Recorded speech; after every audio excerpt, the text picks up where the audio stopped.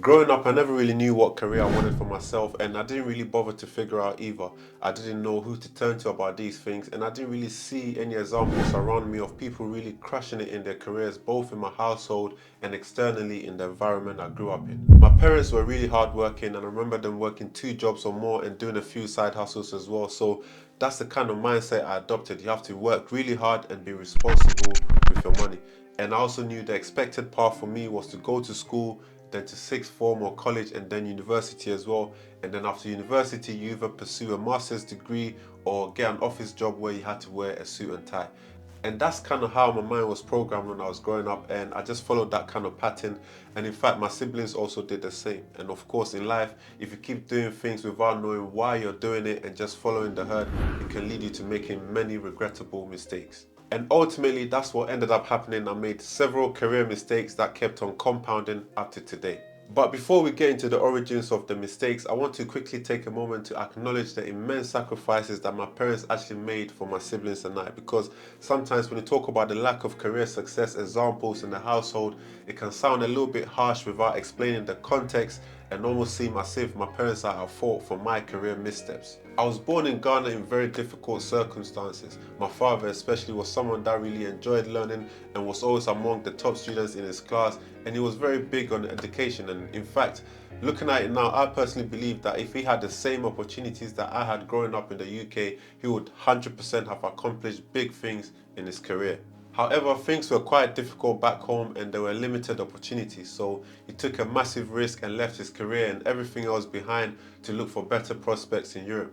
Eventually, he brought all of us over to the UK where there's access to unlimited opportunities as long as you're willing to apply yourself. Now, whenever I visit Ghana, that's when I truly appreciate the sacrifices my parents made for us, because I see how challenging life is for a lot of my former schoolmates. And I always think to myself, wow, if my parents didn't take that risk, this could have also been my life. So I'm very thankful for what they've done for me, and I believe that they've done their part and it's up to me to take it from here. And also, as a parent myself now, I can really understand what they've had to endure to provide us a better life. It's incredibly difficult. This reminds me of this African proverb that the elders will always tell us whenever we question them about something or confronted them.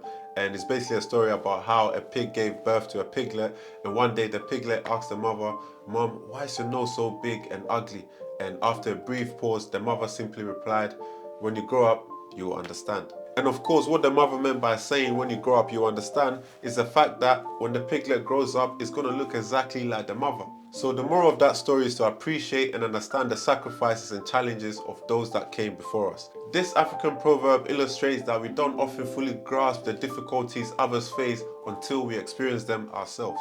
Alright, now so let's delve a little bit deeper into where the mistakes actually began. So I arrived in the UK around secondary school and I was well ahead of my class, and what they were learning in year 8, I had already learned that in Ghana in like year 3.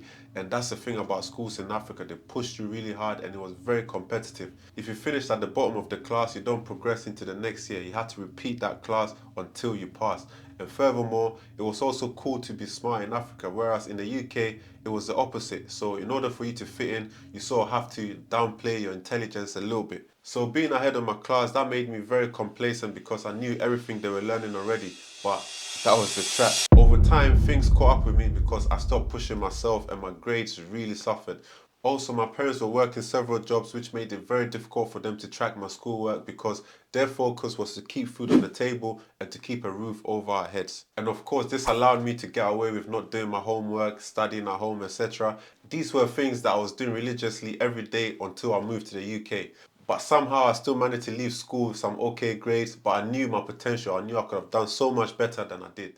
The next mistake I made was that when I completed school, I didn't really know what subjects I wanted to take because I had no direction. I didn't even apply for college until the very last minute because I didn't know what I wanted to do after completing school. And it wasn't until one of my friends asked me, "Oh, Alex, what college are you going to?" And I said, "Wait, what do you mean?" He goes, "Wait, you haven't applied for college yet?" I said, "No, I thought the teachers were going to help us with that." So of course I ended up applying very late, and I just picked one of the colleges that my friends were going to, and I just picked any subjects that sounded good. But because I applied so late, all the subjects that I was moderately interested in were all full, and they showed me the few that they had left, and that's what I had to choose from. So I had to choose from leftovers, none that I was actually interested in, and you can imagine what happened next. I did very poorly. After completing college, that time came around again where I had to select a university this time. And again, it was the same pattern all over again. I left everything so late and ended up choosing a course once again because it sounded good, and a university because it was linked with the college that I was attending at the time and it was in the same area. I didn't bother to do any research whatsoever about job prospects with the course that I'm looking to do, the uni rankings or salary expectations. No research whatsoever. At uni, however, I actually applied myself a lot more because I knew this was it. This time around, the education was not free anymore and I didn't want to pay all that money and let that money go to waste. I didn't want to go through 3 years of torture and finish with nothing while owing money that I've never seen in my bank account before. So all that hard work actually paid off. I actually did quite well and finished with a respectable 2-1, and I believe if I pushed myself a little bit more, I could have even finished with a first. Anyway, wishful thinking. Also, even though I did alright at uni, there's still a lot of things that I could have done much better. For example, I realized that some of my colleagues got jobs almost immediately after uni because they were preparing way before uni actually finished and they got jobs lined up as soon as they graduated. And this one should serve as a lesson to anyone currently studying at college or uni right now.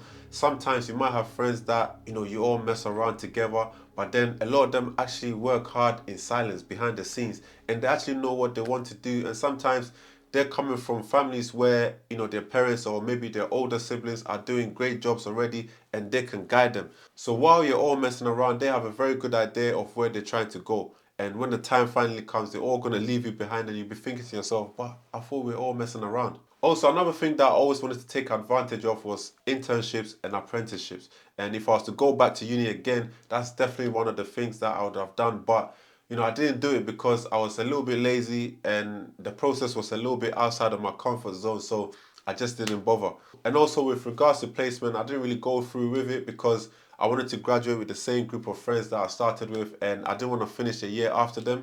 And it's such a stupid way to think when I look back at it, especially considering the fact that, I don't even hear from half of them anymore after we graduated. Anyway, so I finally graduate and now I'm thrown headfirst into the real world. Where do I go from here? What do I do? Where do I even begin? So after I graduated, I was quite burnt out, so I took a few months out to just relax and recuperate. This was a very difficult period for me because after many years in the school system, I'm now thrown into the real world where I suddenly have to fend for myself. And there's also that pressure from family. Everyone wants to know what's next for you now that you've completed school, and I had absolutely no clue whatsoever. So the next part I've talked about quite in depth in some of my earlier videos, so I won't go into too much detail about that. But you can just imagine what happened after still not knowing what I wanted for myself. I carried that same attitude into my career, where I would apply for jobs because the money was a little bit more than what I was earning at the time, or I wanted a bit of change, so I applied for jobs that I knew I would definitely get. And that's what I saw as progress at the time, earning a little bit more than my previous job. The problem was that I started my career off with a job that paid me a criminally low salary, in my opinion. And when I told people how much I was earning for what I did, they were always shocked. But instead of building my skills and increasing my value, I just kept on hopping from one role to the other, one job to the other, as long as it paid me slightly more than the previous one. I didn't care about the job that I was doing, the growth and development opportunities, whether I'll actually be happy at the job or the problems I had to solve. I did this throughout my entire career until I reached a dead end.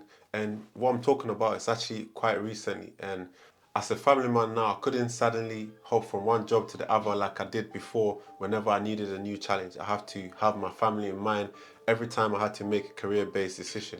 And it suddenly dawned on me that, wow, I'm actually stuck. I was in a role which I wasn't enjoying anymore, and to make matters worse, I didn't really like the options that were available to me based on my current skill set. I was in such a difficult place mentally that one day I just called up my manager and asked to see him. And this is actually unlike me, but I had to do something because I envisaged what the future would look like if things continued the way it was going, and I didn't like the picture I saw. So after having a chat with my manager, he pointed out a few potential options available to me or a few directions I could go, but they didn't really interest me because those options might quench my frustration now in the short term, but in the long term, it didn't really solve the problem that I had. Those options would take me to another dead end, and I could foresee that in a year or two, I'll be back in the exact same situation again. So it became very clear that I needed to move on, but not in the way that I've done in the past. This time around, I won't prioritize the money. In fact, money was the last thing that I worried about. I realized that the problem I had was a skill problem, and if I worked hard on building my skills, this will subsequently increase my value, and if employers can see the value I can bring them, they will be more inclined to pay me more money anyway.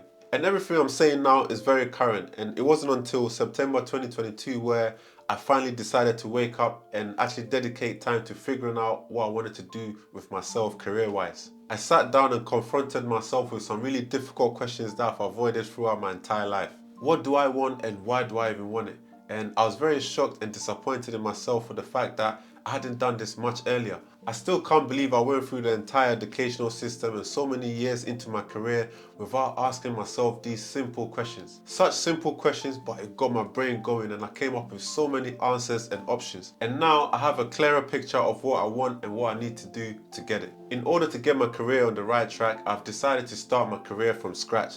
And as you guys already know by now, my short-term goal is to become a data analyst, and I've dedicated almost the last 2 years to consistent learning to acquire the skills I need for this career change. Even though at the time of recording this video, I haven't landed a job yet, what I've learned in the last 2 years through self-learning alone is more than everything I've learned throughout my career. I just feel very different and I have more confidence in my abilities now. Also, despite the fact that I made a lot of mistakes throughout my career, these mistakes are now lessons that I can use to make better career decisions. In addition to that, I'm also much older and much wiser now. I'm more patient and I take my time before making any decision. Starting over isn't easy. I've had to overcome numerous obstacles since I started this journey, but it's definitely worth it. Of course, it can be a bit nervy and scary at times, but I'm excited about the future and what lies ahead. One of the reasons why I created this channel is to hold myself accountable and also share every step of my journey with you. I'll keep you updated regularly, so if you're interested in following along, you know what you need to do. See you in the next one.